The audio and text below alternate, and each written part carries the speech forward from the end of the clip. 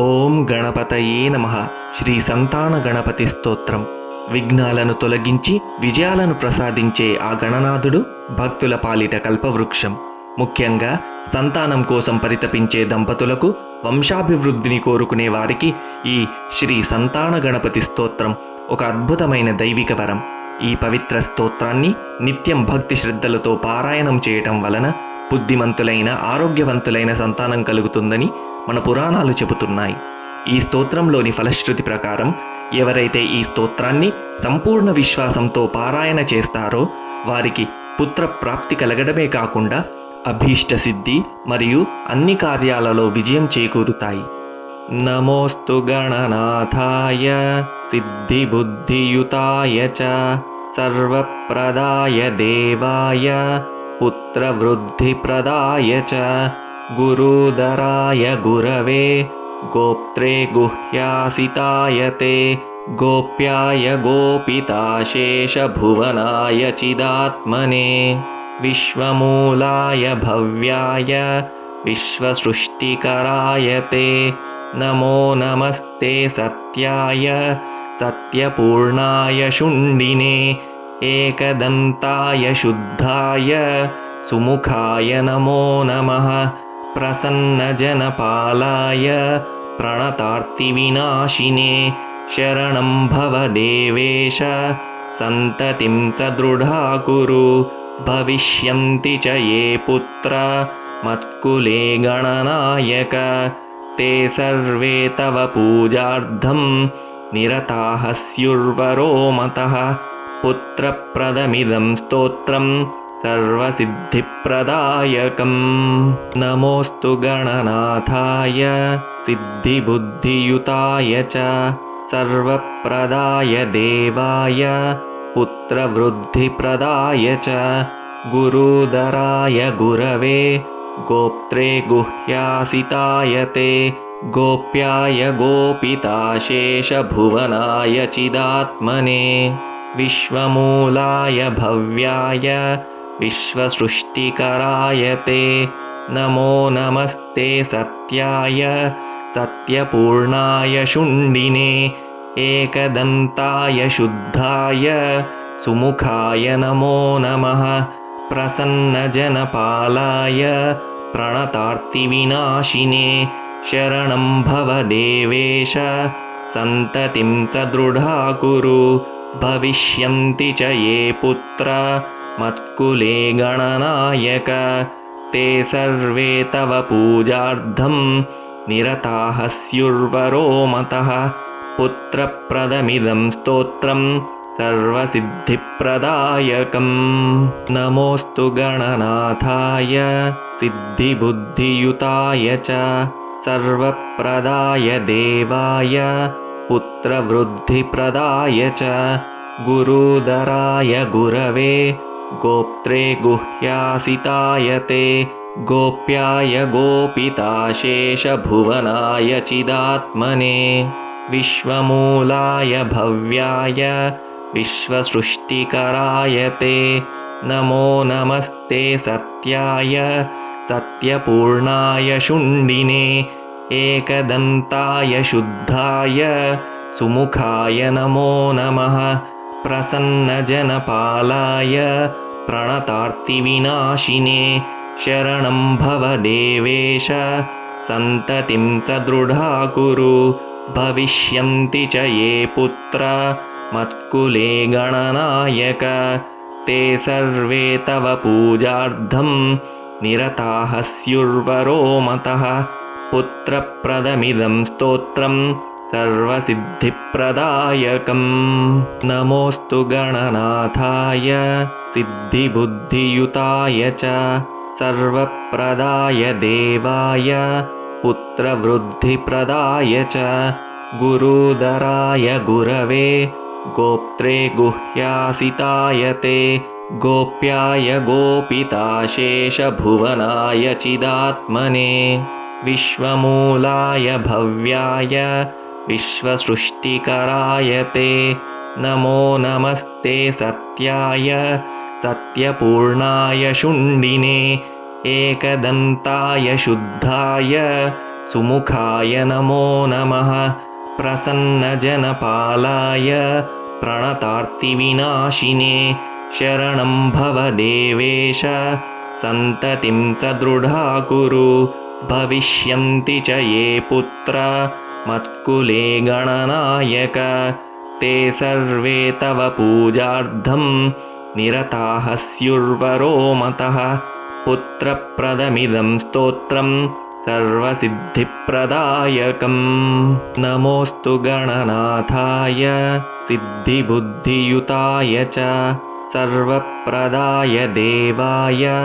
पुत्रवृद्धिप्रदाय च गुरुदराय गुरवे गोप्त्रे गुह्यासिताय ते गोप्याय गोपिताशेषभुवनाय चिदात्मने विश्वमूलाय भव्याय विश्वसृष्टिकराय ते नमो नमस्ते सत्याय सत्यपूर्णाय शुण्डिने एकदन्ताय शुद्धाय सुमुखाय नमो नमः प्रसन्नजनपालाय प्रणतार्तिविनाशिने शरणं भव देवेश सन्ततिं सदृढा कुरु भविष्यन्ति च ये पुत्र मत्कुले गणनायक ते सर्वे तव पूजार्थं निरताः स्युर्वरो मतः पुत्रप्रदमिदं स्तोत्रं सर्वसिद्धिप्रदायकम् नमोऽस्तु गणनाथाय सिद्धिबुद्धियुताय च सर्वप्रदाय देवाय पुत्रवृद्धिप्रदाय च गुरुदराय गुरवे गोप्त्रे गुह्यासिताय ते गोप्याय गोपिताशेषभुवनाय चिदात्मने विश्वमूलाय भव्याय विश्वसृष्टिकराय ते नमो नमस्ते सत्याय सत्यपूर्णाय शुण्डिने एकदन्ताय शुद्धाय सुमुखाय नमो नमः प्रसन्नजनपालाय प्रणतार्तिविनाशिने शरणं भव देवेश सन्ततिं सदृढा कुरु भविष्यन्ति च ये पुत्र मत्कुले गणनायक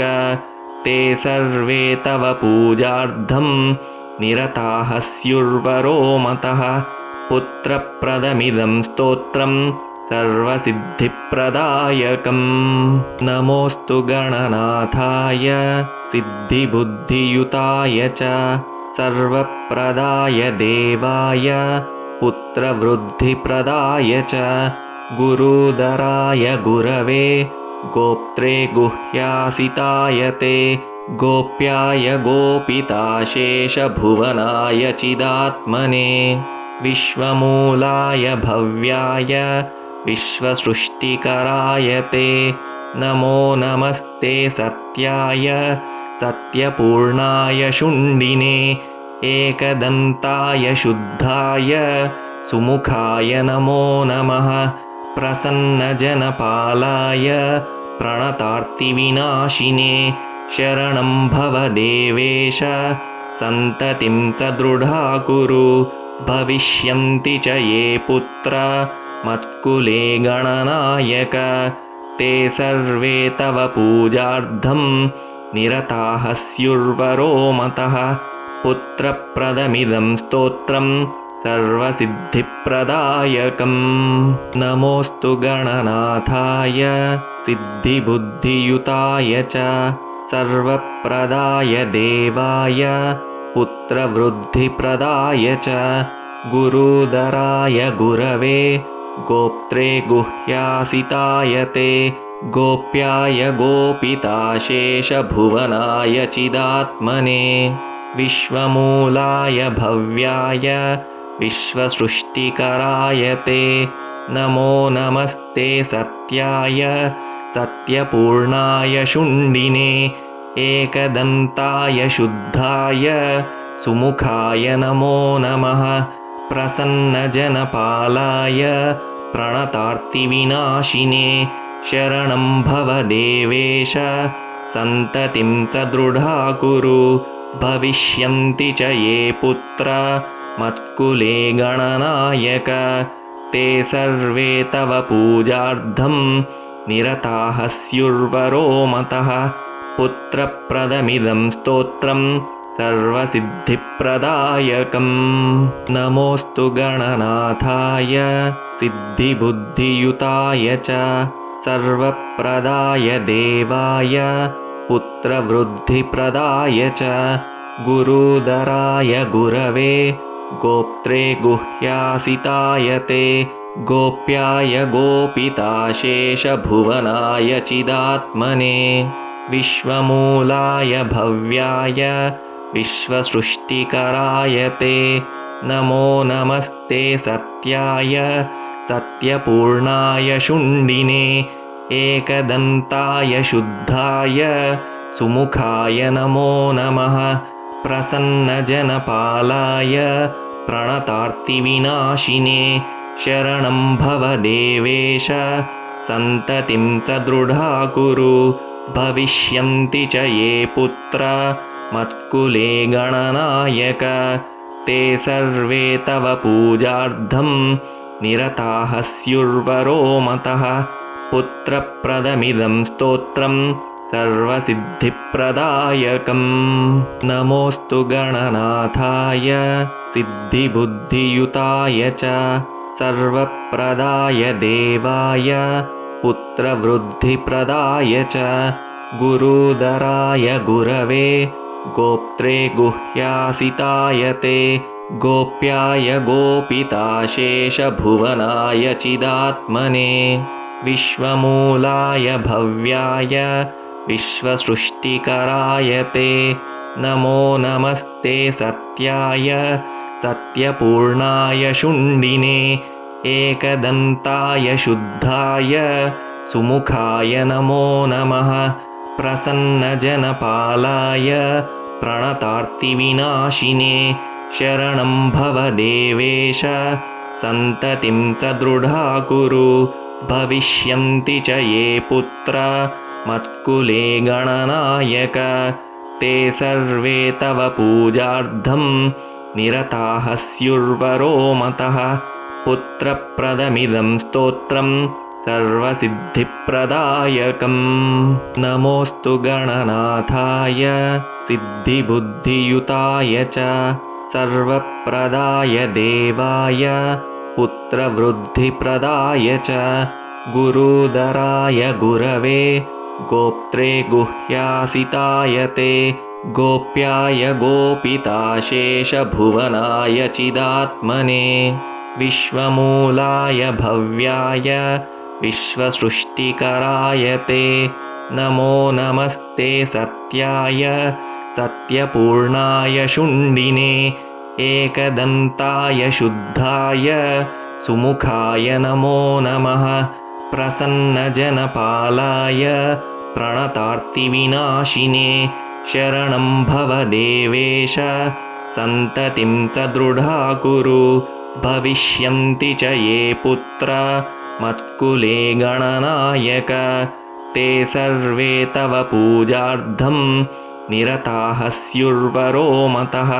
पुत्रप्रदमिदं स्तोत्रं सर्वसिद्धिप्रदायकम् इति श्रीसन्तानगणपतिस्तोत्रं सम्पूर्णम्।